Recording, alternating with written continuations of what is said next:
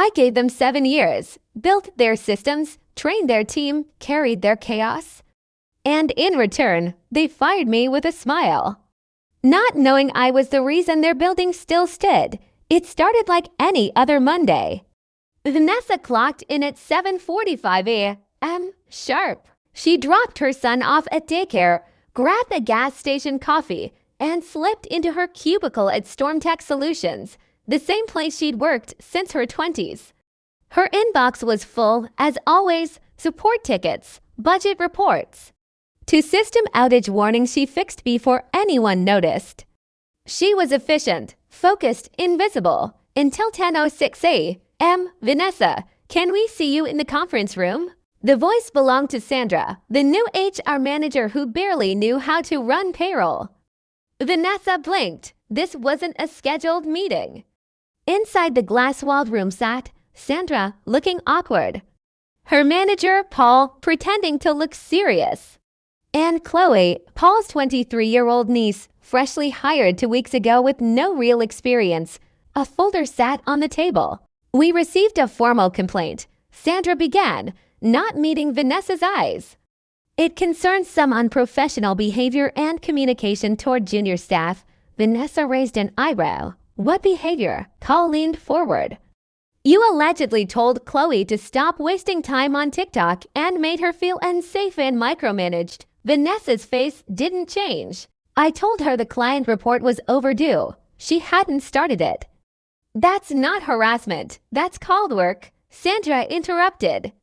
Regardless, we've decided to let you go. Effective immediately. No warning, no hearing, no appeal. Vanessa just stared. They wanted her gone. And Chloe smirked. Vanessa was handed a cardboard box. You can pack your things before lunch, Sandra said. As she walked past rows of desks, heads turned, and then quickly looked away. Some of them snickered, others whispered. She had trained half these people. Helped them with projects they didn't understand, covered their missed deadlines. Fixed bugs at 2 a.m. now. She was just another file in HR. Vanessa sat down at her desk one last time. She didn't cry. Instead, she opened a hidden folder on her desktop labeled failsafe_backup_v1. She copied it to a personal encrypted drive.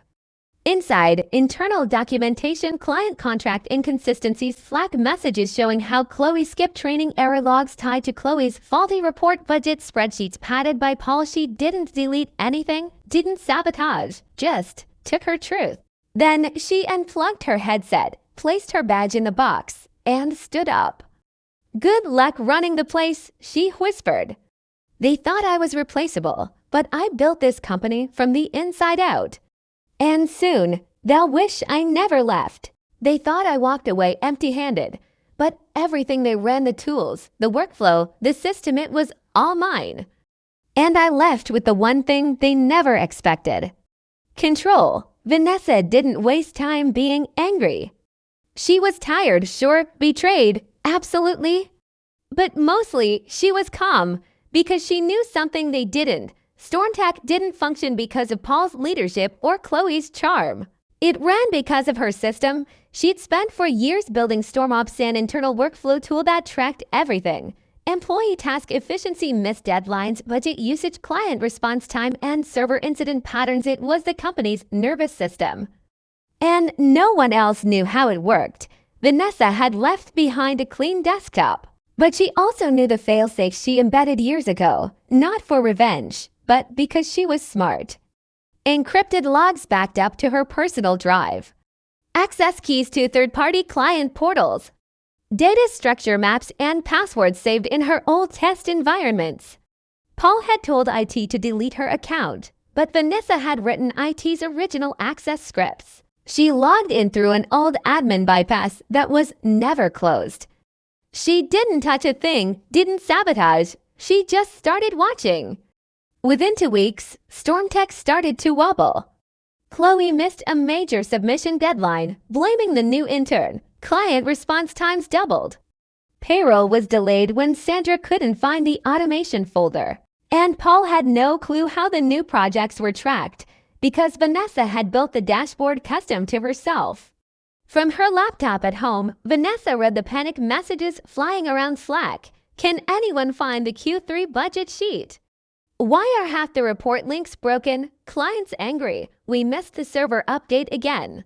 Still, she said nothing. Not yet. Vanessa crafted a short, anonymous blog post. She titled it, How a Tech Startup Silenced Its Backbone. Inside it, a breakdown of how Chloe got the job, screenshots of Paul's falsified expense reports, Slack messages showing Vanessa's termination, technical evidence that she built storm ops, she didn't use names.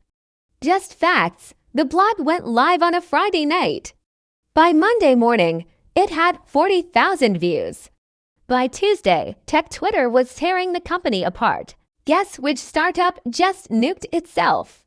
Why do women always get replaced, then blamed, then forgotten? StormTech, more like Stormus. They thought I left quietly. But I was still holding the blueprints, and now they're realizing the machine breaks without the one who built it. They fired me to protect a lie.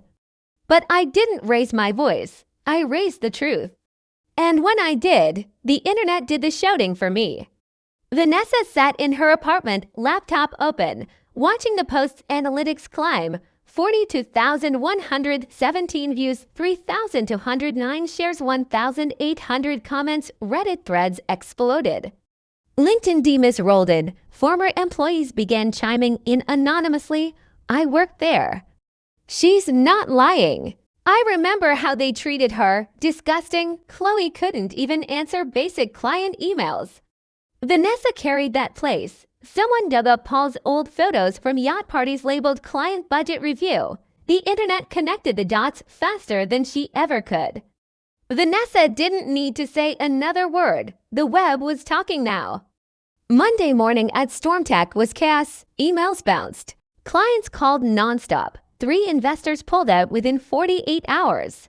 Sandra resigned for mental health reasons. 2 of the developers walked out midday after seeing the blog go viral on Twitter. By Tuesday, Paul sent out an all-staff emergency Zoom. This is a coordinated attack, he said, sweating.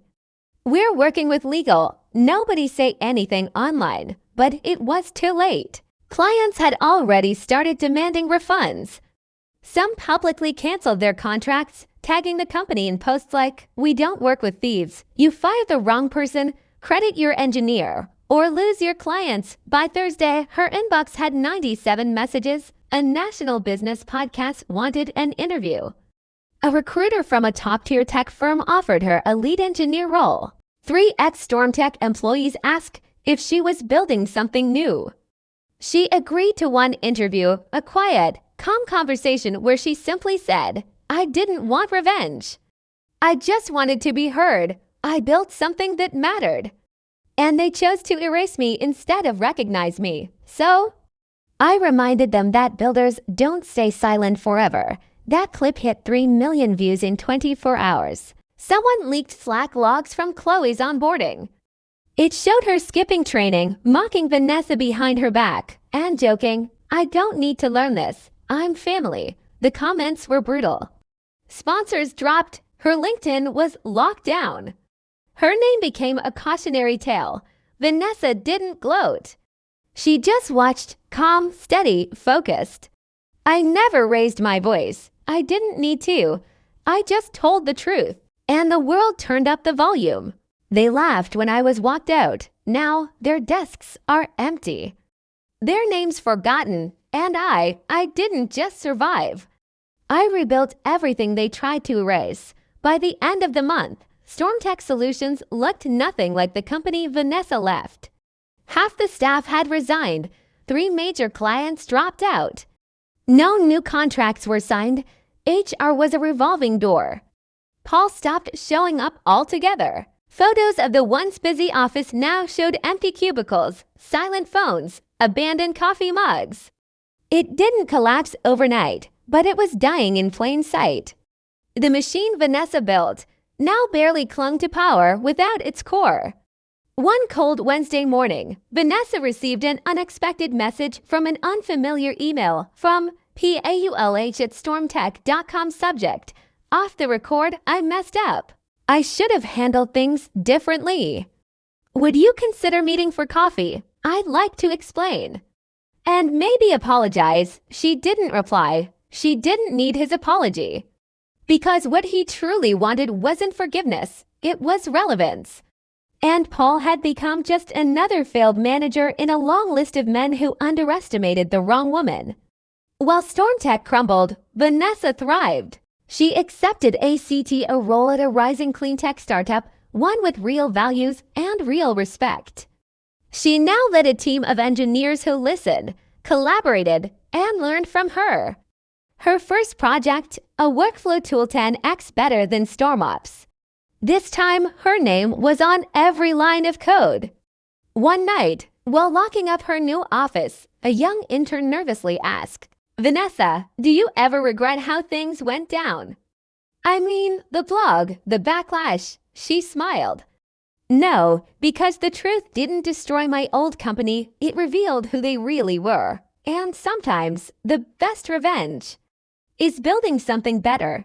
StormTech lost their star player because they didn't know how to treat her like one.